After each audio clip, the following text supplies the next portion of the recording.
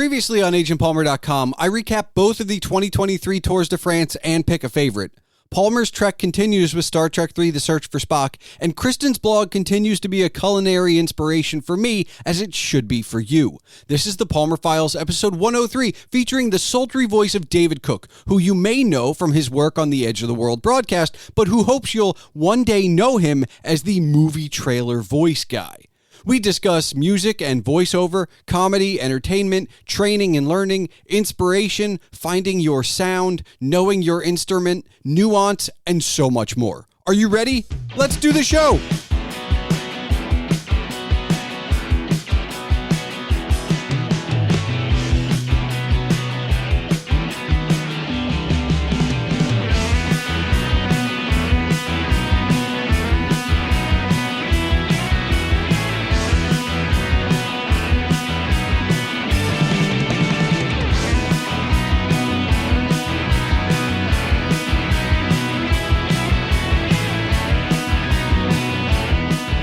Hello and welcome to the Palmer Files. I'm your host, Jason Stershik, also known as Agent Palmer, and on this 103rd episode is the silky smooth crooning voice of David Cook. Perhaps you heard his work on the Edge of the World broadcast, where his voice is unforgettable, but perhaps you just don't know his voice yet.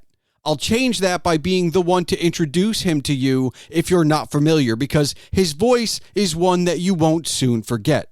He's here to tell his tale, to talk to me about music and comedy, how he went from listening to records in his grandmother's closet to singing in clubs to recording his voice for others and loving it.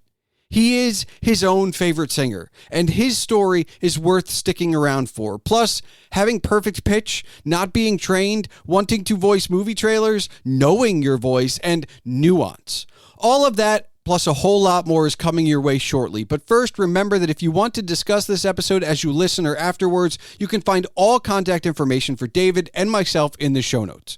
You can find more information about David's work in the show notes as well, where there are links to his YouTube and Soundcloud, among others. And you'll find a link to the project that brought us together, the Edge of the World broadcast. Don't forget, you can see all of my writings and rantings on agentpalmer.com, and of course, email can be sent to thepalmerfiles@gmail.com. So without further ado, let's get into it.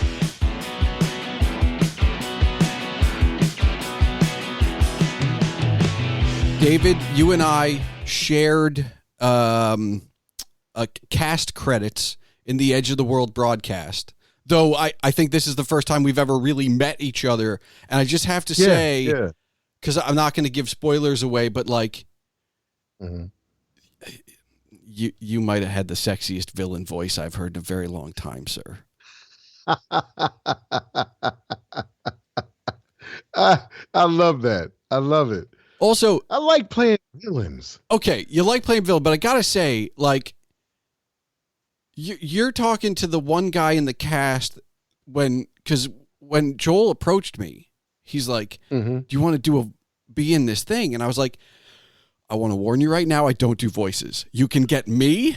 Like, if you're casting me to play my voice as any other character, I can do that. Yeah. I can't do voices. Like, it's just not a thing I do.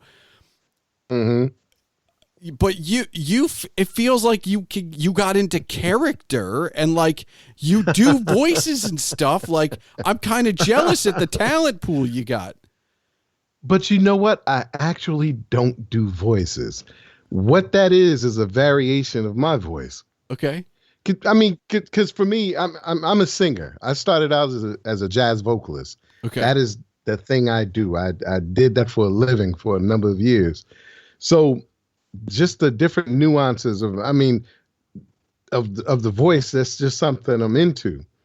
Okay. And the fact that as a kid, there's a guy I grew up listening to. And I don't know if this is going to fall into one of your questions at some point, but when I was growing up, I was very, very influenced by two people. Okay.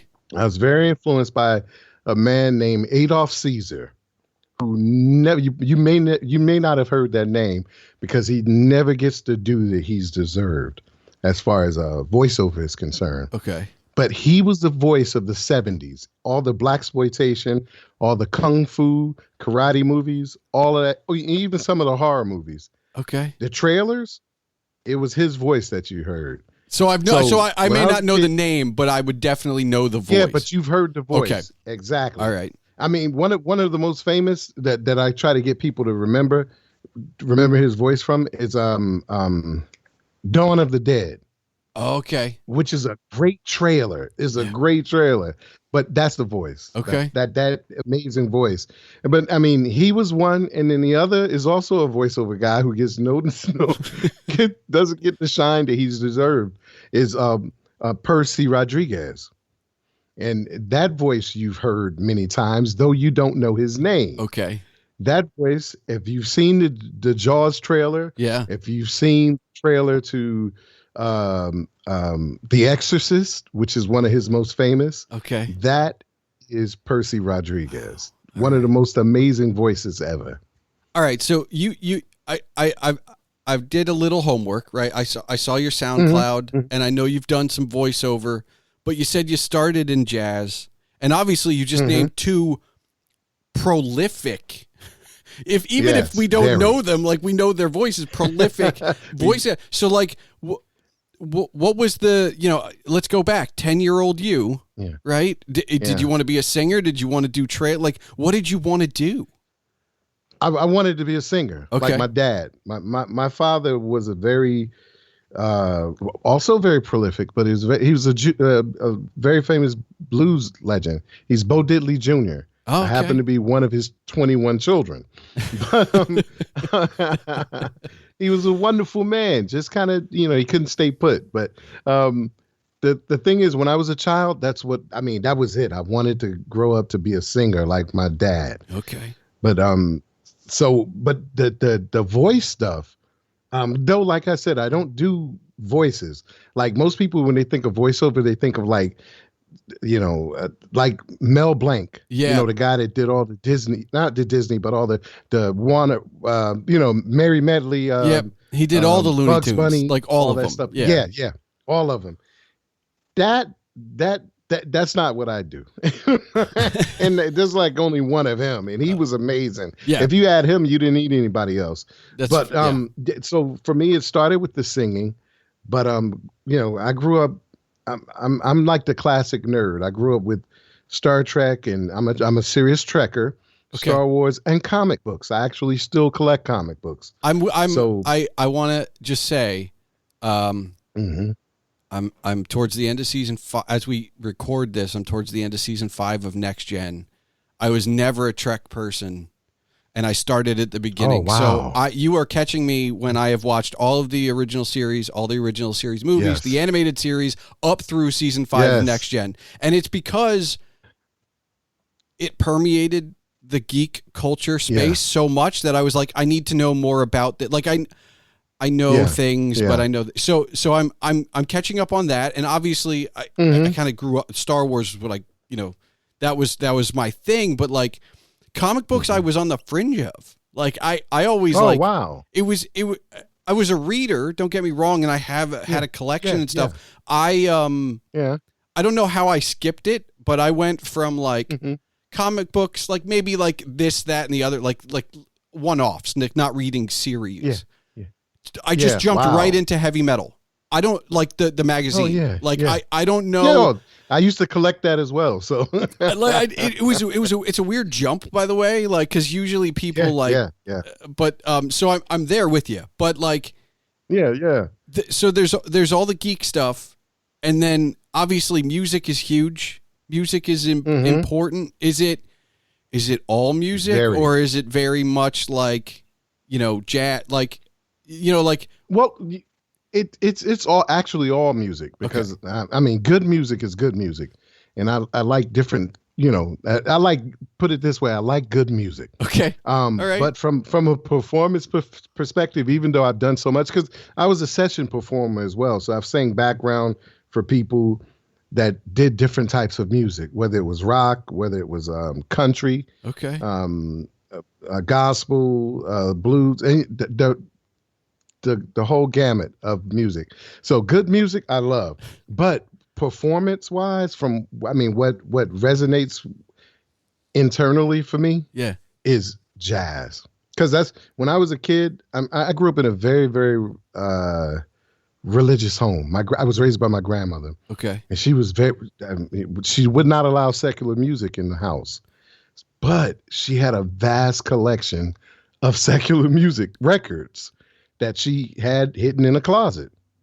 Well, I discovered this collection. It was from, her past, and I had a record player. I would play it. I would sneak in the closet and listen to it. And then one day she saw the cord sticking out of the closet, opened the door, and I'm sitting in there listening. And so she snatched the cord. And that day I realized that if you still spin the record, even though it's not plugged up, you can still hear it. so I literally ended up doing that, spinning. And I think that was one of the main things that trained my ear.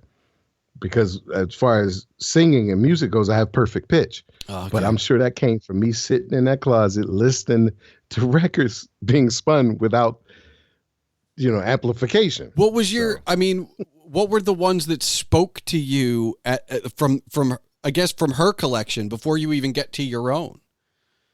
Sam Cooke is one major person, and he's not necessarily jazz, but he was influenced by Nat King Cole, who was a standard singer. And that's what even though he's known for, the really what they consider soul stuff, but he really wanted to be like Nat King Cole. He wanted to be a standard singer.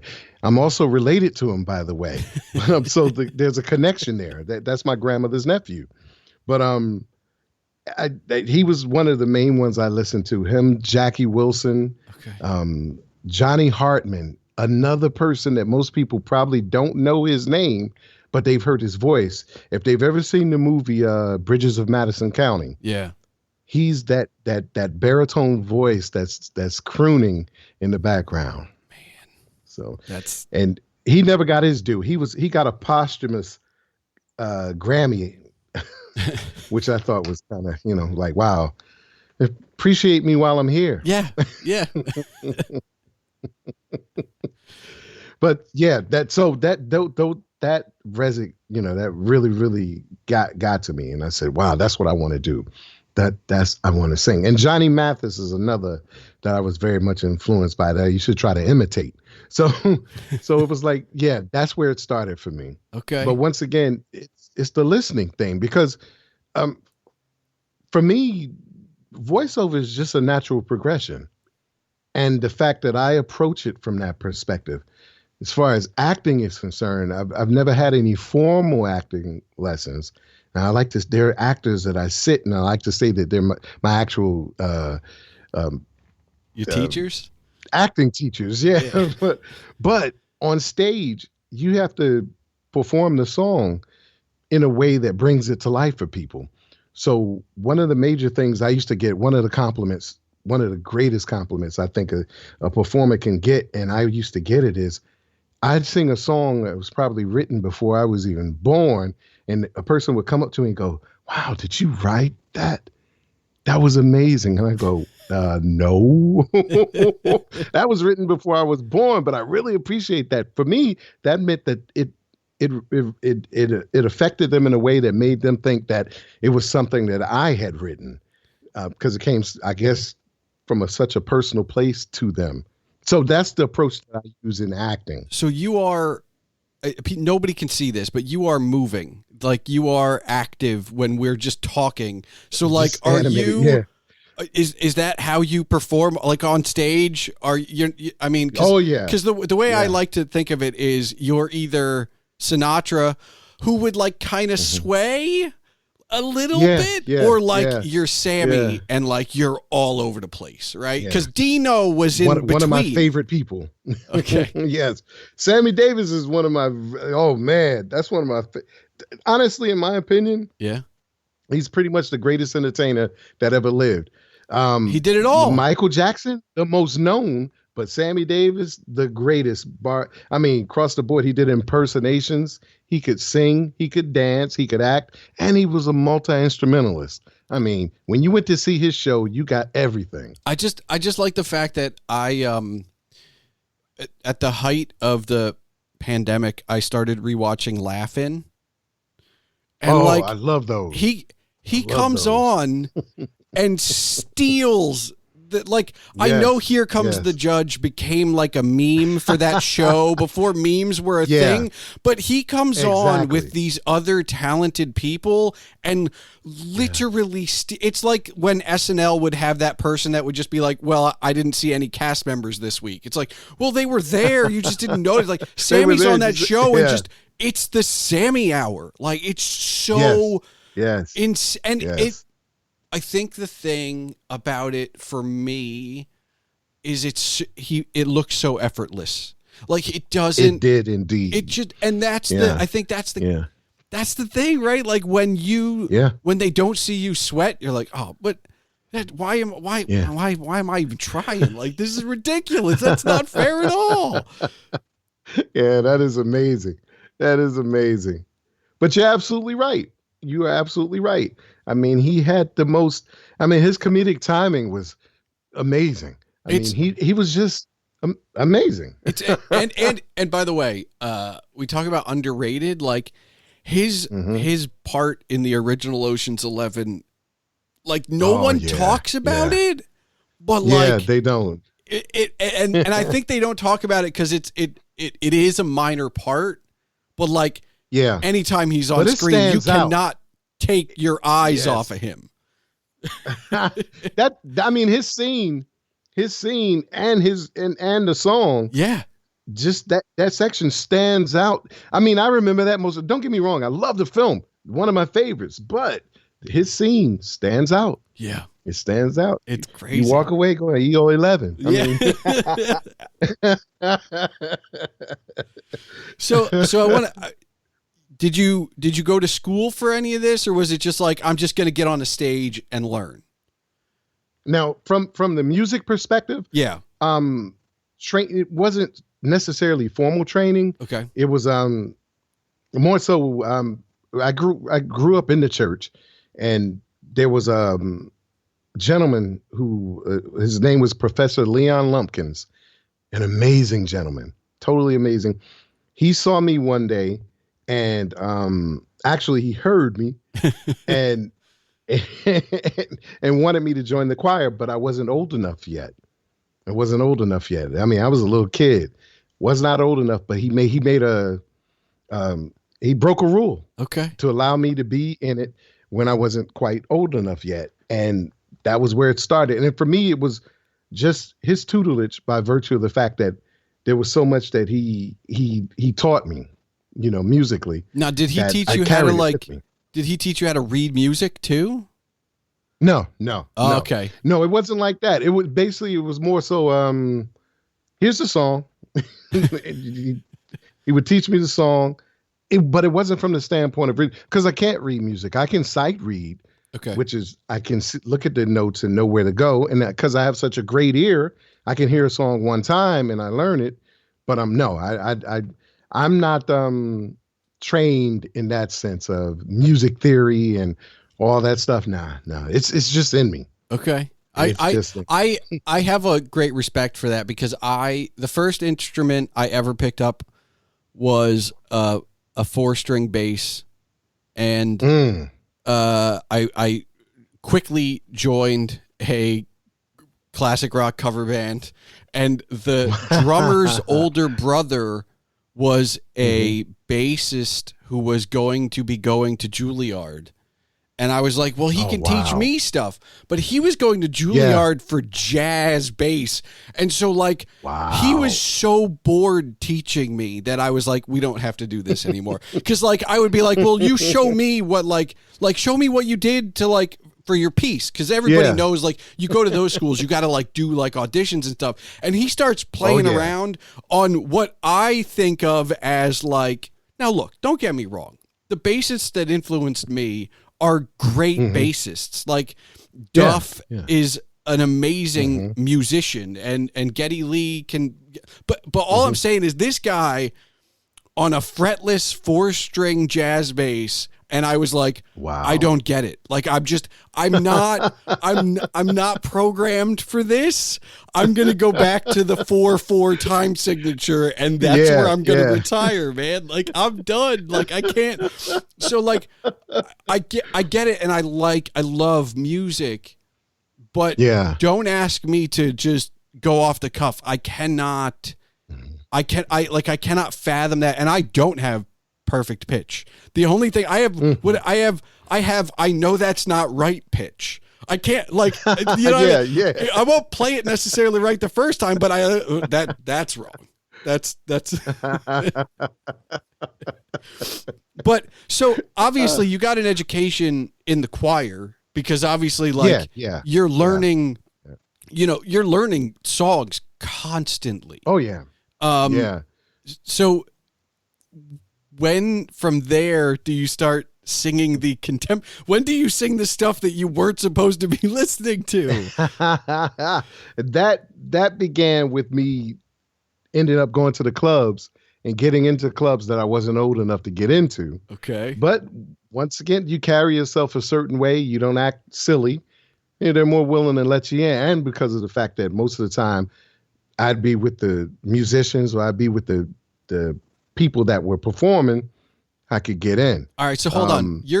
Are you a baritone? I'm a tenor baritone. Okay. So I have to ask, when you were too young to be in these clubs, were you just a straight tenor? Or were you always a tenor baritone? I was a tenor. Okay. But I was still able to access my lower registers. Okay. Though. I mean, yeah. But I mean, I could hit a high C in my natural. So, as an adult, so it's just my. Wow, I'm trying to think of a way so this doesn't sound like I'm tooting my own horn. All I'm saying is if you it's kind of like it's the stories I've always heard about, like Kenny Wayne Shepherd, who was like 10 when he would just go into clubs. If you can play, they'll let it. Don't matter. It doesn't matter if you can't get. And if you can sing, they'll let you in. Like that's just they will let you in. How it works, and especially if you're a tenor. Like, or a baritone, or like, if you can go low, I think it's kind of like being a left-handed pitcher in baseball. It's like, you don't have to be as good as the righties. You're a lefty. We'll let you in, right? Give you a little slack. Right? And I feel like that's kind of cool. Now, geographically, where are you when you're getting into these clubs? Oh, this was in Newark, New Jersey. Okay. I lived on the East Coast then. Yeah, Newark, New Jersey. I was born in Hempstead, Long Island, but I grew up in Newark, New Jersey. I actually grew up in the same building that Jerry Lewis grew up in. Wow. He never came to visit, but no, but actually it was the same building he grew up in. Okay. And there was some, I don't know Newark really. I'm on the East Coast. I don't really know Newark, but there were clubs, were there good clubs? Oh yeah. Okay. Oh yeah. There were some classic places.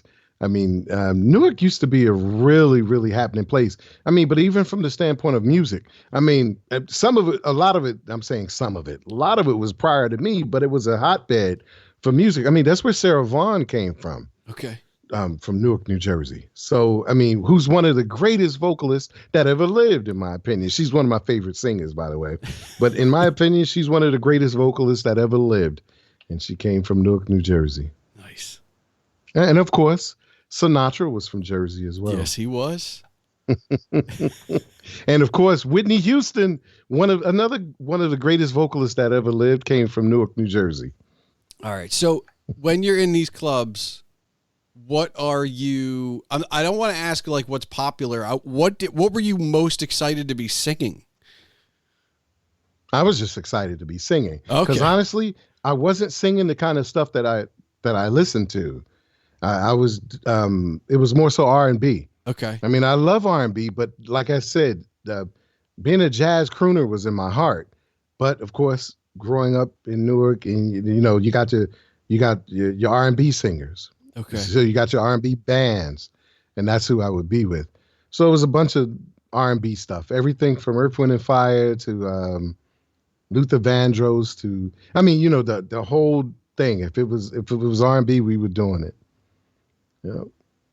Did you want to write, or were you? Because you already mentioned that you did some session stuff. I've attempted writing, and I think I'm pretty good at it. Okay. it's not something, but once again, because of the type of music that I like and the type of singer I wanted to be, they sang all the standards. I mean, they were singing other people's stuff. Yeah. So, I don't think Sammy wrote one song, but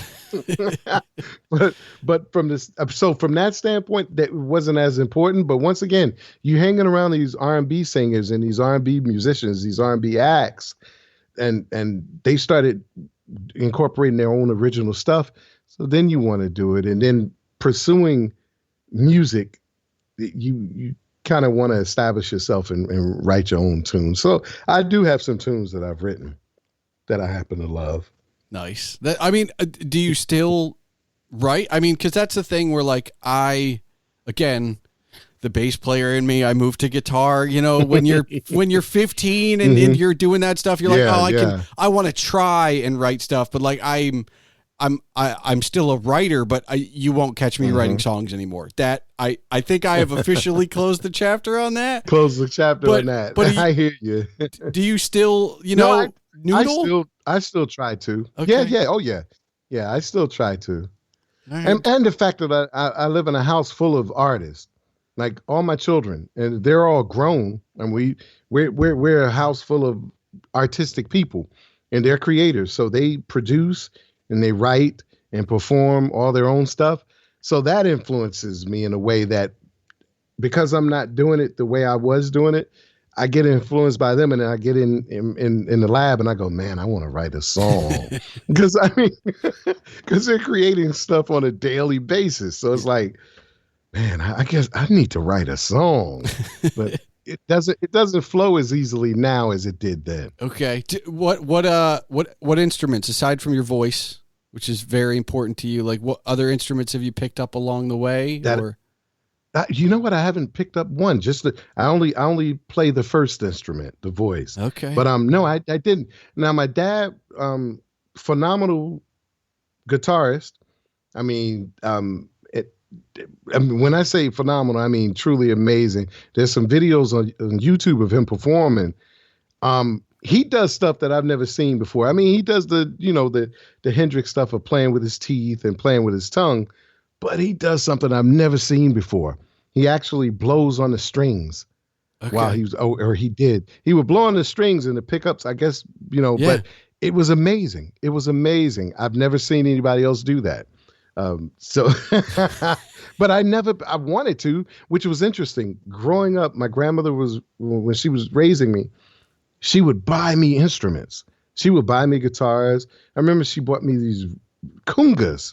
Okay. The only thing she wouldn't do is get me lessons, because my father being who he was, and I didn't grow up knowing him. I met him after I was married with children. When I met him I actually met him for the first time, and he was a phenomenal person, and I loved him. We developed a great relationship, and my children got to know him before he passed away. But the interesting thing is that I guess she assumed it was by osmosis that that ability was in her mind. I could sing, he could sing, he played guitar, then obviously I should be able to play guitar too. So I remember her putting away money to buy guitars for me, but I couldn't play them. I would strum them and try to, but it never, I never developed an ability. Somebody, you needed one person to just be like, hey, remember Richie Havens at Woodstock with the open tuning and one thumb?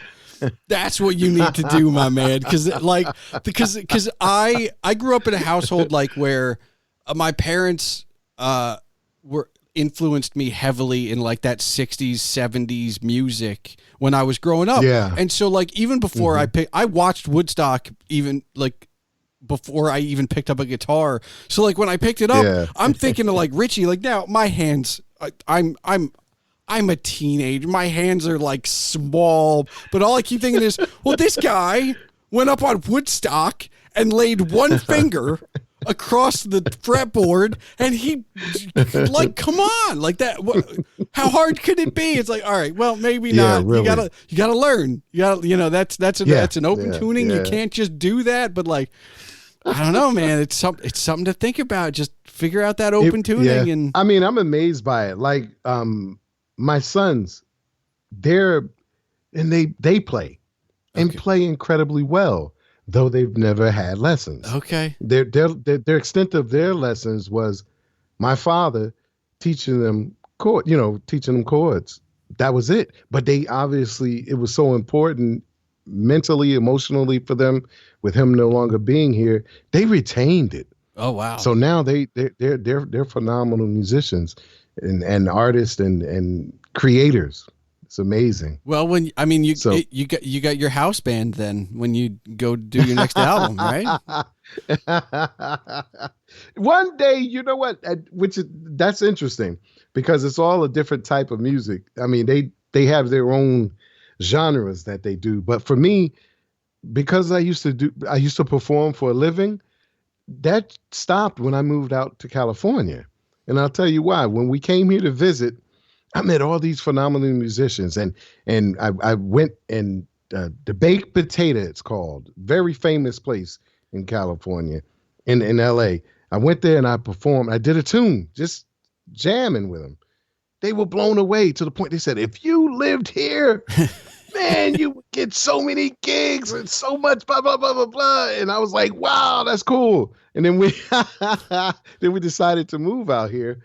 I moved out here, and those guys are nowhere to be found. I mean, they're either on tour, they're so busy they can't commit. They're no, it's literally, so it was like, wow. Then, but then the musicians I would find, I put out the thing. Yeah, I need guys to play for me. Met some really nice people, but they couldn't play.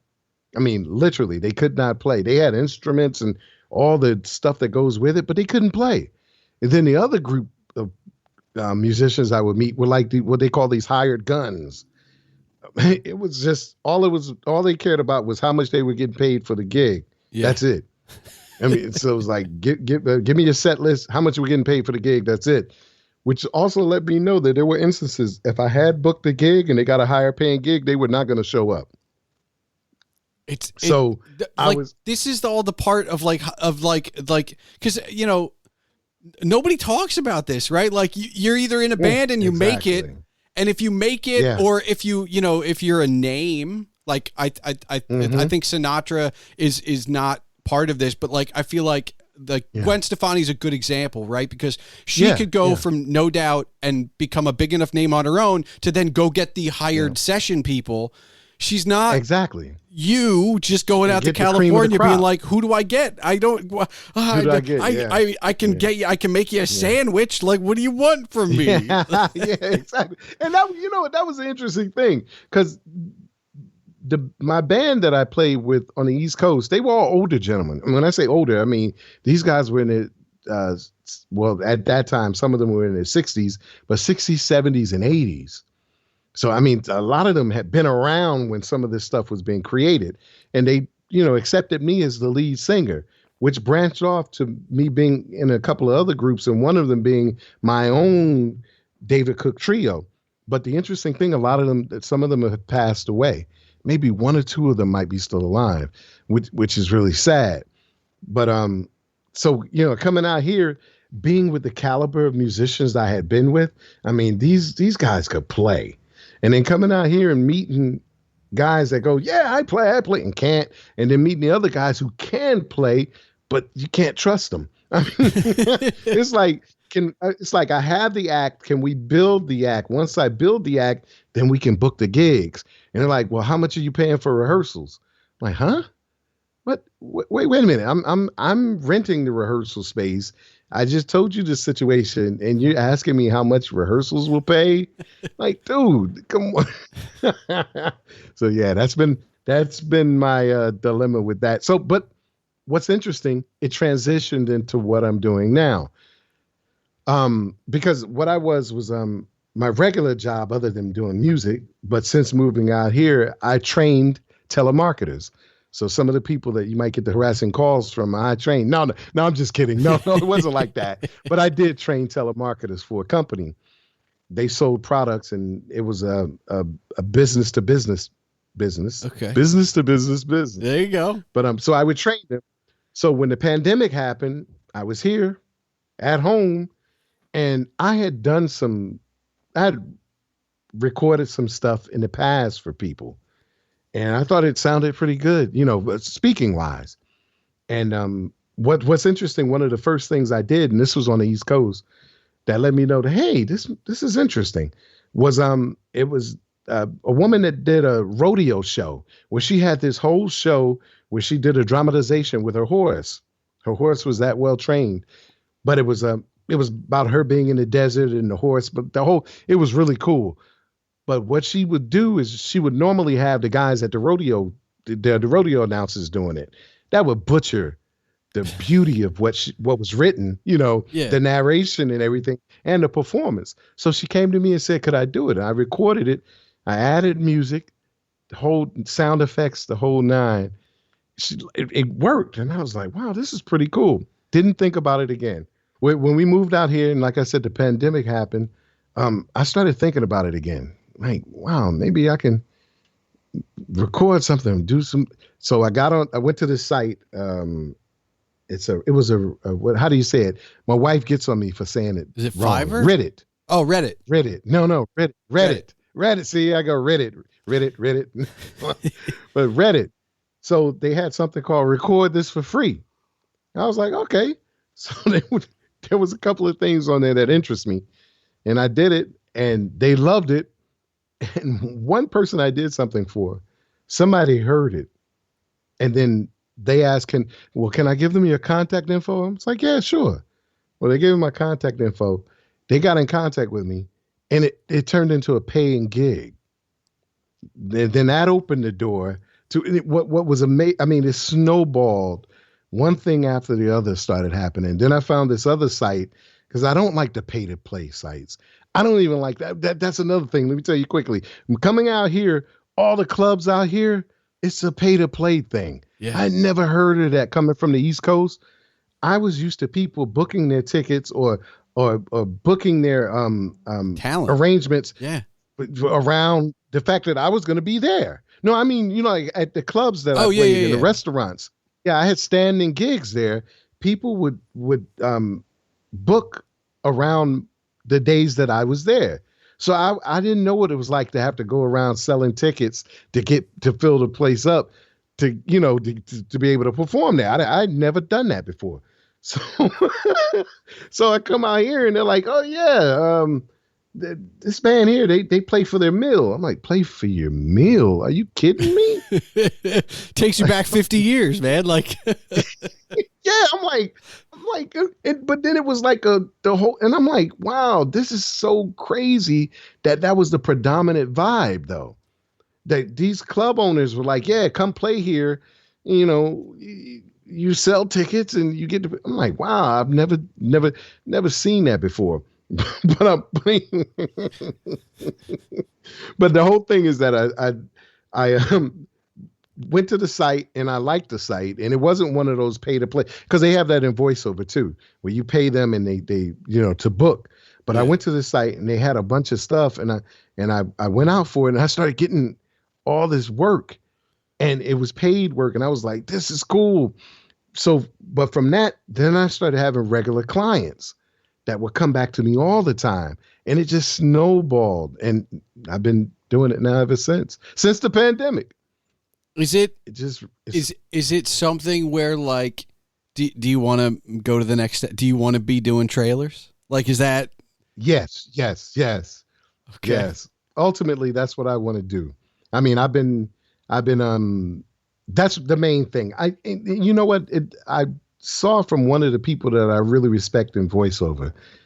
They say, find your niche and work that. And because I didn't want to be one of those people that, he's talking about the people that do 101 voices.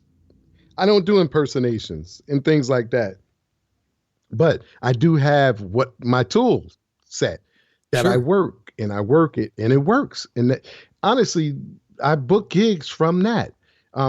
So yeah, ultimately it's at the point now where I need an agent. Okay. I need an agent. So, And that's what I'm working on now. That's That's I mean, that's exciting, man. You would think I would be in a hurry to do it, but I'm not. I'm taking my time because I want to do everything. I want it right. I don't want to, I mean, but are you enjoying it? I love it. Okay. I love it. It's amazing. Because, I guess the other thing is, like, do you also want to, like, continue doing, like, the narrative podcast stuff or, like, just narrative audio stuff? Like, is that because it's not, I mean, there's so much creativity there, though. I mean, don't get me wrong. I've heard some stuff that I'm like, wow, why did they even try to record that? But then there's like Joel's stuff. I mean, it's very well written. And I've been in quite a few productions that were very, very well written. In fact, I was just in something recently that's won a bunch of awards. I'm not a character, but I get to do my announcer voice, my announcer guy voice. And it's won all kinds of podcasting awards, all kinds of audio drama awards and everything. I mean, they just had an award celebration thing out here. I didn't get to go. The tickets were kind of steep, but somebody recorded on their phone them showing it, and it was at I forget what theater it was out here, but it was a huge theater. So I'm here. They were playing the part with my voice over the theater speakers. Man, that was amazing. That was amazing. I mean, so I guess then, the next step would be to go to see the next big blockbuster and to have your trailer narration right in front of it, right? Like just exactly. Dude, that's exciting, ultimately, if there's a cartoon somewhere in there, I would love that. Okay. There's, now I've done some games. I've actually done some video games. Okay. And they're on Steam. That's fun too, to play a video game with your voice in it. But does it throw you off? And like, can you mess with people like that are in the room by like saying stuff and then saying stuff? Like, I said, where'd that come from? No. But I mean, but you know what? My thing is narration and trailer and promo stuff. I love that stuff. Okay. Because I get to do that voice, and dude, it's a lot of fun. I get to do the Percy Rodriguez or the Adolf Caesar thing. Dude, it's so exciting because like you just told me your whole story and it sounds like a natural progression, but like only now that we're looking back, does it look like a natural progression? Like at any point, like if we stop it before you get here at any point, and I was like, well, what are you going to do? You're like, I don't know. Like, it's not until you got to here that we can be like, dude, this is, of course. It makes perfect sense now. Dude, that's kind of, I mean, it gives me hope because I've just been, I don't know what I don't like saying the whole wishy-washy thing of like, I'm going wherever I end up. But like, there's a lot of things you don't have control over. This is true. And if it works out, it works out. But like, I told Joel, I was like, all right, what's David's story? Like that. Cause that's like I don't, okay. So I want to ask you this because this is important to me, just me, but like my first podcast I was ever on, I tried to listen back to it and I went, oh, my fucking voice. Like that's just me. Right. And then I start this podcast and like the first edit, I'm like, I'm still in that same space. Like, oh, my voice. Right. And like now, you go on to episode 10, 15, 20, like, all right. My voice is just my voice. I'm all right. It's fine. Whatever. But like, do you like I here's the thing. I still don't love my voice. I just, it's mine, right? Like, man, I gotta tell you, I love listening to me. I'm serious. All right. I love my voice, man. It's amazing. Whether it's me singing and I'm one of my favorite singers, by the way. Okay. No, hey, man. I can listen to my recordings of me singing. And mind you, I do this quite often, all the time. Like my one of my favorite renditions of My Funny Valentine is mine. Okay. And I play it pretty much daily because it's a really cool rendition. and it's got all the guys that are, you know, no longer around. They're playing on it. And man, it's one of my favorite versions of My Funny Valentine. Now, from the voiceover perspective, I honestly like to hear myself talk. Dude, I gotta tell you, I like to hear you talk too. Like I appreciate that. Because like most people, like you were saying, most people hate the sound of their voice. I've gotten used to it. Like I haven't fallen in love with my voice. I've just gotten used to it. But like I also think it and this is a good question for you actually. Like I think one of the things that I don't like about it is we all hear our own voices resonate in our head. Mm-hmm. So when we put it in headphones and the resonance is so different, it's just weird, but you know it's you. Yeah. So that's the weird part. Yeah. But like, I don't know, man. I'm kind of jealous that you like your own voice, man. For me, it's not like that because honestly, my voice has been such a huge part of my life. Even when I was a child, playing with my action figures, every action figure had a voice. Okay. When I would read comic books, I heard voices. I mean, that's the way I would read. You know, everything was a sound for me. So, and when there wasn't, I was creating it myself. So it's never. And I was also the kid that would get in front of the fan and just say stuff just so I could hear it back, or go somewhere where there was really big acoustics, and just sing or just talk just so I could hear it back. You're the guy in the bathroom just yelling stuff just to hear the resonance and the reverb from the room.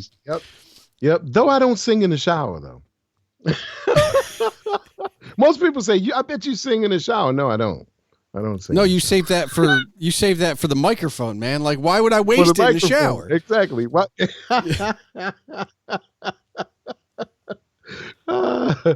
But yeah, it's a joy to me. So, and it being that way though makes it. It's an instrument. I mean, that's how I view it. It's an instrument. Even when I'm just speaking, it's still an instrument. So, I think that's one of the ways or one of the reasons I can use it the way I do because I enjoy the sound that I get from it. It's like if I was playing a saxophone, I'd be a phenomenal sax player because I really enjoy what, the sound that comes from it. So it makes me work harder to get that sound. Yeah. Consistently. So. And I think it's one of those weird things where it depends on your instrument. Right, like I hear. Yes, I can play a few other instruments. I can play the sixth string. I have a tenor saxophone in my basement, but I haven't picked it up since college. If I'm being honest, but like, oh wow, but bass is the one that's kind of the first love, and it's still my love. But like when I'm listening to stuff, I get upset when I'm like, that's an electric. That's whatever the bass equivalent of a drum machine is. That's not a bassist, right? Like I'm just or like in some of like the in the weird between the 70s and 90s where like the bass just followed the root note of whatever everybody was playing, and like it basically doesn't exist in the mix. I'm like, come on, like there's a guy there's a guy there, like he's playing, like let him. No, yeah. So but I picked that out. So like when you listen to even modern music, like you always pick out like the voice, like you always pick out the vocals you like, or like little pieces here and there. Oh yeah. Yeah. I mean, they're you can't turn it off. No. Yeah. but then I'm very critical though. Like you were saying, you hear things and you go, wow, that shouldn't be that way. I'm that way as well when I'm hearing things. I'm really critical. It's hard not to be though. It's hard not to be. So, but what's interesting though, like you were saying, how you had to grow into like, not even liking, but appreciating your voice. Yeah. Like your voice, you've got a pocket that you go in that's perfect. That's perfect. But I'm sure that's come from the fact you had to go through the period of I hate the way I sound, but then after that, it's like you start doing it so much that you've trained yourself. You know where to go. Yeah, it's all as far as your voice is concerned. Wearing headphones helps, and also being in control of the edit, where like I can control the compression and understand all right, this is where, okay, let's make this sound a little bit like, because you're right, I have found my pocket, but I also have found a way to optimize that pocket so it sounds like what I want it to sound like, right? Yeah. And in that regard, yes, I think cool. I think I have finally learned my instrument. Yeah. That's cool. That's cool. A lot of people, they talk to me about voiceover and they go, I always wanted to get into voiceover. I hear this whenever somebody finds out that I do voiceover. They go, I've always wanted to get into voiceover. I go, okay. And I had a friend, a very, very dear friend, who's phenomenal at doing impersonations, was phenomenal at doing accents. Okay. All that stuff. But, and I try to tell people it's more than that. It is so much more than that. And because the average person who has people telling them you should do voiceover, or they tell themselves they've never heard themselves. I mean, they've never never put on headphones and they've never heard themselves. So that's a shock it's gotta be to put on headphones and for the first time to actually hear yourself, hear what's going out. And everybody can't do it though. Honestly, everybody cannot do that. They can't take that hearing themselves, and that becomes that's they never get over it. In other words, because, well, I think, you've covered one half of the reason why people can't do voiceover, and the other half is that people can't read words naturally, right? Like I think that this is true. Like I've heard some of the stuff you've put out on like SoundCloud and stuff. And obviously I heard your performance and I know most of that stuff was scripted with Joel, but it doesn't sound scripted. Right. Yeah. And like, I go back and I listen to like the first few episodes of this show where like my intros were scripted and you can tell I'm reading. And I think somewhere around like the 40 episode range is when I figured out how to read the flow, how to read, like how to write for myself, but also how to read in a way where like I can say it and it sounds just like this now. And it doesn't sound. And it's It's not easy, man. People miss that too, because they go voiceover, then they get stuck with voiceover, but it's actually voice acting. It's literally, you got to know how to act. I mean, don't get me wrong. They're even listen to some announcers, even they have a thing that they do that they work. I mean, like, what's his name? Michael Buffer. The announcer, let's get ready to rumble. The guy, there's a stick that he has. There's something that he puts into it to make it why he gets the money that he gets for doing that. But most people don't understand it. They think, oh, if I just get the paper and I just read off the words, I can be a voice actor. It's like, no, doesn't work that way. I'll tell you another thing that's amazing to me. Yeah. I got somebody else I know that wanted to get into voice acting. And I said, just record yourself, and then listen back. Yeah. And they did. And they had all the mouth noise. That's another thing. People don't realize that it exists. Yeah. Until they hear themselves recorded back. And they hear pops and it's like an old record, old vinyl.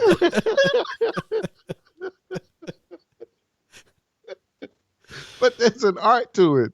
And like, I see all the stuff where people go, oh yeah, you got to have a green apple in them. Like, I'm allergic to apples. I'll die if I eat an apple. So no, I can't do the green apple thing. But I mean, there are other ways of getting around stuff like that, but people forget. I mean, they don't forget. They don't realize there's so much more that goes into it than just having a script in front of you and just saying the words. It is. Yeah. It's that's why I watch a lot of the old movies.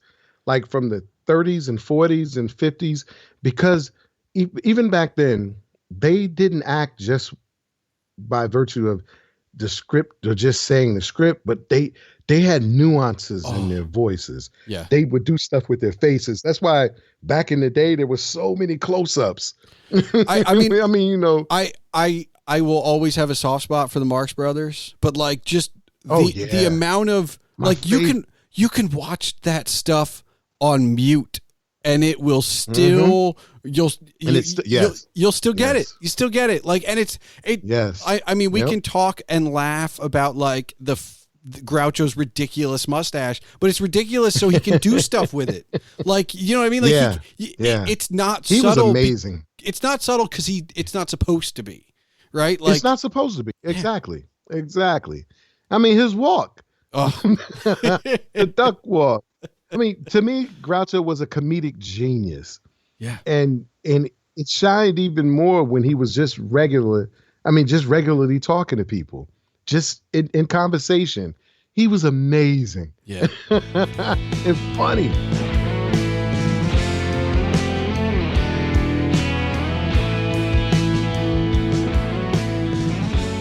I think if there is one thing that David said that needs to resonate with more people, it's that he is his own favorite singer.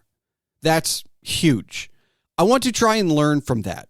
I want to be my own favorite writer, but it'll take a bit of work to get there. We should all be our favorites. It's not ego. It's more about pride. So I shall work on becoming my own favorite writer.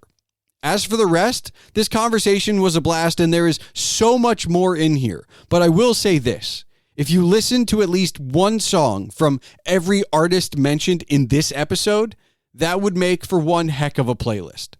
As for me, I'll be seeing what obstacles are in my own way for being my own favorite writer while listening to David sing.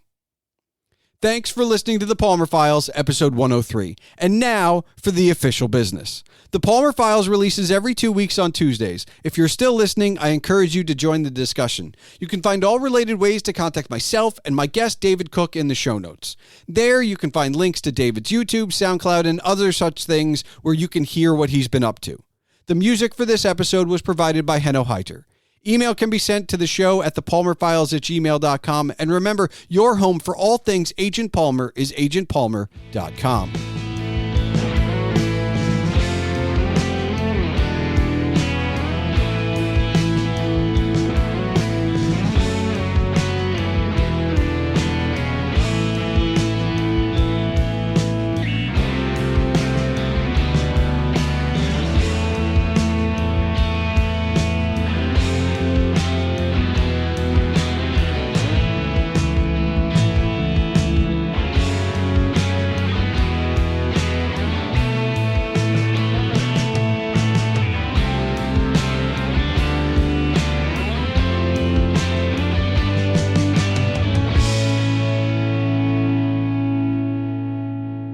All right, David, do you have one final question for me? Yeah, I do. I'm going back to what we were talking about as far as sci-fi and Star Trek and Star Wars. Yeah. What do you think of the new iterations of not just Star Trek, but Star Wars as well? So I haven't gotten to the Trek because I'm starting this journey. Like I know Picard just ended. I will get to it in a few years because I still have. Yeah. I plan on going through the whole catalog and this is excellent. I think it's important to get context, obviously. So that's kind of why I started with the original series. But for Star Wars, it's one of those weird things to me. And I look at a different franchise that I am absolutely in love with that got it so very wrong for everybody that's not me. So a little backstory. Oh, wow. I am in love with the Jurassic franchise. I've loved I love all of Crichton's books. I think The Lost World, it might be better as a novel than Jurassic Park, but I'm in the minority there. I think the movies are fun popcorn flicks. I think the Camp Cretaceous series that was on Netflix was hugely underrated because it just had so much what nerds and geeks like to call canon. It was all in there. Like there's so many little like nods and things. And then what happened was Jurassic World, and then it came out, and I thought it was a great reboot, so to speak. It was very much like The Force Awakens, where it's something familiar and something kind of different. Like it was perfect. I think what happened, and this is my problem with it, with both the new iterations of Star Wars and those Jurassic World trilogy. What they did in the last Jurassic World movie, Dominion, of bridging the gap and having the old and the new, that's supposed to be your second film. That's not supposed to be your end. And I think Star Wars got it wrong by intermixing new and old for 3 whole movies. You need to do what if in my perfect reboot / continuation of a series, it would be Jurassic World, and then it would be Jurassic World Dominion, where you have the old and the new and a true handoff, and then you do a new Jurassic World movie as a third that's just the new people.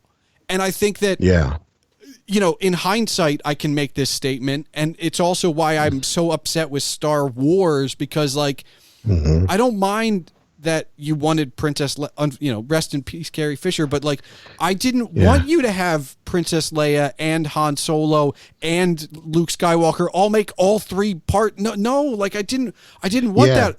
I wanted a true baton handing over of, and I think that the reason Jurassic World Dominion didn't do well is because as a movie, it only works if you've enjoyed the entire franchise.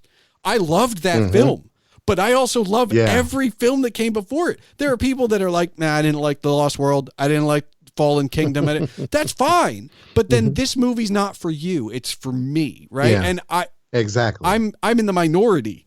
So you shouldn't be making a blockbuster franchise film for me. I acknowledge I'm the minority. And so I think that's where a lot of these reboots and like, look, I've heard a lot of good things about the Star Trek reboot, and I'm excited to get there when I get there. But for where I'm at right now, like I've been enjoying what I've seen, and but I don't know. I also feel like there are problems inherent as a geek and a nerd with the fact that, like, nobody wants to create anything new anymore, and we're just going to keep making stuff. Yes. Which is a bad thing. I have this conversation, it feels like, on a regular basis with people that are like, not happy with the MCU. Yeah, but you keep watching it, and as long as you keep watching it, they're going to keep making it. Yeah. Like they don't see diminishing returns when they made another $1 billion. Like, it didn't do $2 billion, but it made $1 billion, which means it made its money back plus, and so they're going to keep making it. So they keep doing it. And if you want minority superheroes, you have to go support minority. You can't be like, the Eternals was weird because it was all these weird non-normal characters. Like, well, then you can't complain when all of your superheroes are white. Well, you didn't go see Eternals in the theater with all of these different characters. Like, that's on you. And so I try and support independent creators, and I try and do what I can for, like, the little guy. But at the same time, I know that, like, at the moment it feels like a losing battle, because while everybody will complain, they are still going to see, the next Batman, which is just going to be the same as it always was. Right. And they're okay. But then don't complain that you've never gotten a Robin, like, because you just keep going to see Batman. Like, that's just, you're not going to get a Nightwing movie. I'm sorry. It's not going to happen. Batman makes too much money every time he comes out with a movie.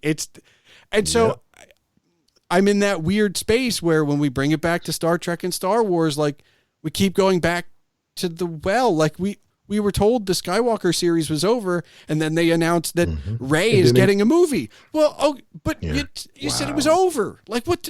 I don't know.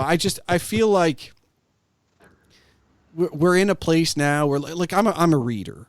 Like, I don't do comics so much anymore, but I pick up books all the time.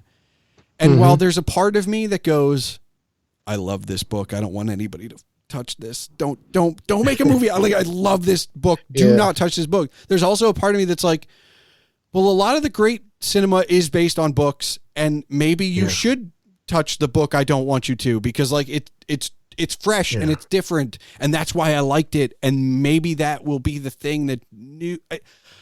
I don't know. It's like, none of this is easy because we're talking about money. But I want there to be other things. Like you think about like, so you don't know any good storytellers that aren't J.J. Abrams and George Lucas? Like, no, of course you do. Yeah. You know what I mean? Like think about this. I don't have any grandparents left, but my grandparents could tell a fucking story, man. Okay. Yeah, exactly. I'm not saying I would want them to write a movie, but they are storytellers, and that's where it starts. Exactly. So yeah, a big rant to just say like they aren't rebooting these movies properly, man. They're not. And I agree with you completely. That was a perfect explanation as far as I'm concerned. I mean, because just real quickly, there's so much that has not been explored in both those franchises. Yeah. I mean, as far as Star Wars is concerned, I want to know how the Jedi came to be. I want to know the origins of the Sith. I want to know all of that, and they're not touching any of that stuff. There's so many directions they could go in. You know, I wish they would. I want them to go. I mean, I want to know. Don't give me. I will say what they've been giving me. Well, and look, this is going to be a weird statement for someone like you who's a Trek fan. Mm-hmm. Before I started on my Trek journey, I fell in love with the Orville. Oh man, I love that show. But here's the thing: that show. I'm sitting next to my partner, who herself is a huge Trek fan, who gets a lot more references from the Orville at that time than I did, and I'm like, all right, so this is what's going to happen when I finish. We're going to rewatch the Orville so I can get those references too. So you'll get those references.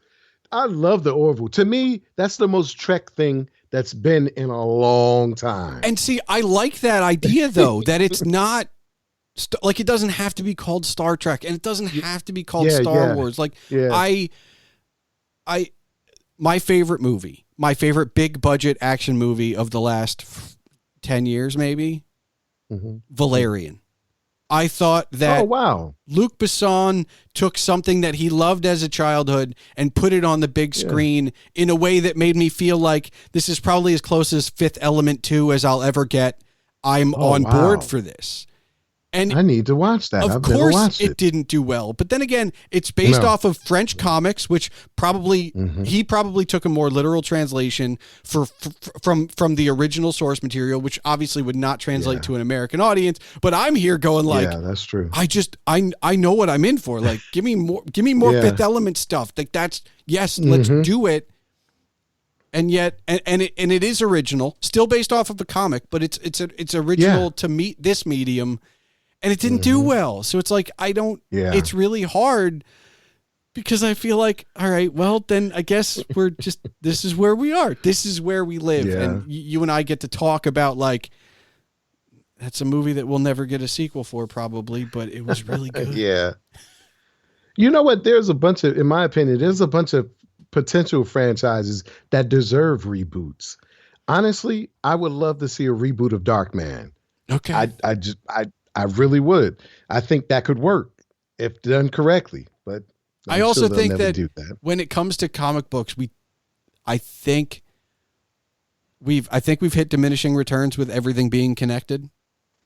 Oh yeah, and I you know what I mean? Like I would hate to be pitching any Marvel property right now because even if you loved it, they're going to be like, well, how does it tie in? Like, well, it doesn't. Yeah. Like, and then they're like, well, here's the door. Yeah. Thanks for coming in. Like,